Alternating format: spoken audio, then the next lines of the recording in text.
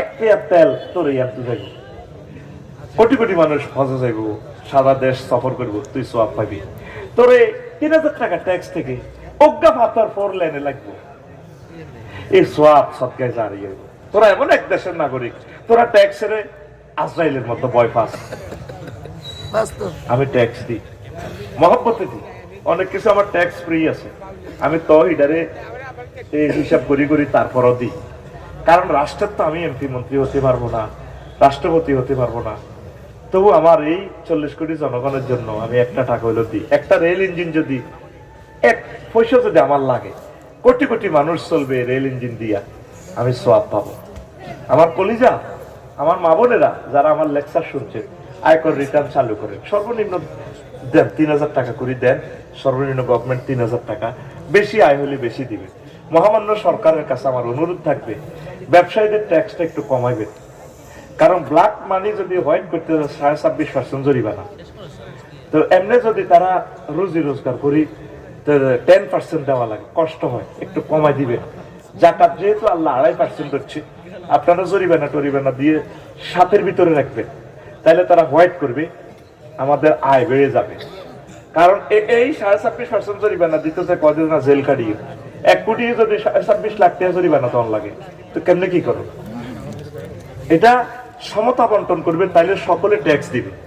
আমরা প্রত্যেকে যদি আয়কর রিটার্ন যদি এবারে যদি 2 লাখ বাড়াইতে পারি, গ্রাহক আয়কর দেয় না, যদি 2 লাখ করদাতা বাড়াইতে পারি, প্রতি বছর যদি এভাবে বাড়াইতে পারি, আমরা 1 কোটি লোক যদি কর দিই, ওইদিকে আসে আমাদের 2 কোটি রেমিটেন্স ফাইটার, বেশি যাবে না, 5 বছরে আমরা আমেরিকাকে ফিচাই দিতে পারবো। দেখছেন মারহুদ ডক্টর ইউনুস একটা খাত থেকে রাষ্ট্রটারে 1 টাকা রিজার্ভে না ধরিয়া 3 মাসে 5.5 বিলিয়ন ঋণ শোধ করিয়ে লেছে। আসল মানুষ যারা বক্তৃতা সাফা ফেটে না, ব্লেডের মতো ধারা আলা, কুরেল দিয়ে কোপায়, যদ্দুর কোবে যায় না, আর কি আরো কদ্দুরকে আরো করে হো আসলে উঠা তাতে সেটি হয়ে যায়, এতে নুঙ্গিও গুলিছে, গামছা দিয়ে বাঁধে। আর আল্লামা হযরত কি বেকু, মানে আওয়াজ নাই, মাছ চলতেছে, ফাঁপ করে তাল গাছের ভিতরে দিয়ে বলে তাল গাছের উঠে গো গিরি বান্দির ভূত, বহুত রংবাজি করছ, গেরস্তের আঙ্কেল এটা রাখবোটা কোথায়? ওখানে রাখে। এর নাম ডক্টর ইউনুস, আল্লাহ তাকে নেখায়াত দেন। আল্লাহ তোমার নামের কসম দিয়ে বলছি, আমি তাকে কোনোদিন দেখি নাই। আমার কিছু কিছু বক্তরা কয় আমি ওনার দালালি করি, আমার সাথে ওনার দেখা হয় নাই, আমি ওনাকে চিনি। কোন মা জন্ম দিছে 40 কোটি মানুষ থেকে এই একমাত্র তিনি বাংলা ভাষাভাষী, তিনি আমাদের এই অংশ থেকে তিনি নোবেল প্রাইজ পাইছে। 1000 কোটি মানুষের লোকে খেলাইয়া বেটা, এইটা হলো মায়ের ছেলে। আমাদের এই রাজনৈতিক সংকটে তারপর করতে আমরা বিনা পারমিশনে মাহফিল করি। উসুলাকে আবু সাইদ, মুগ্ধ, শাকিল, ইয়ামিন 1400 শহীদ, আল্লাহ তাদের কবরে আজকের মাহফিলের সোয়াব পৌঁছা, তাদের কবরকে নূরে মুনাওয়ার করো। আল্লাহ 30,000 ভাই বোনেরা চোখা রাশি হাতা রাশি, আল্লাহ তাদেরকে তোমার কোরআনের বরকতে তাদের ভাগ্য খুলে দাও, তাদেরকে বেশি বেশি নিয়ামত দাও। এই সুন্দর বাংলাদেশের জন্য তারা 30,000 স্টুডেন্টরা আল্লাহ শেষ হয়ে গেছে, 1400 প্রায় 2000 ছাত্রছাত্রী, তাদের ছবিটা আমার দেশ পত্রিকা কালকে না পরশু হচ্ছে, আহা নূরের ছবি, তারা আজ কবরে।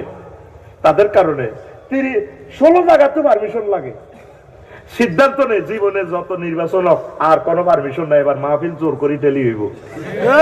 আমিন কও। ঘটনা কি?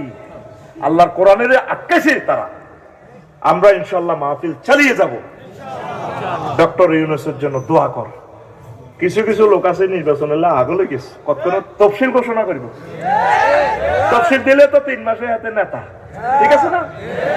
ওই সৈকমাইয়া রোজাদার আসরের হর আসরই এতে মসজিদের দিকে মিনারের দিকে কান লাগা, গড়ির দিকে চায়, কতক্ষণ তফসিল ঘোষণা দিব মুয়াজ্জিনে, মাগরিবের আযান দিব।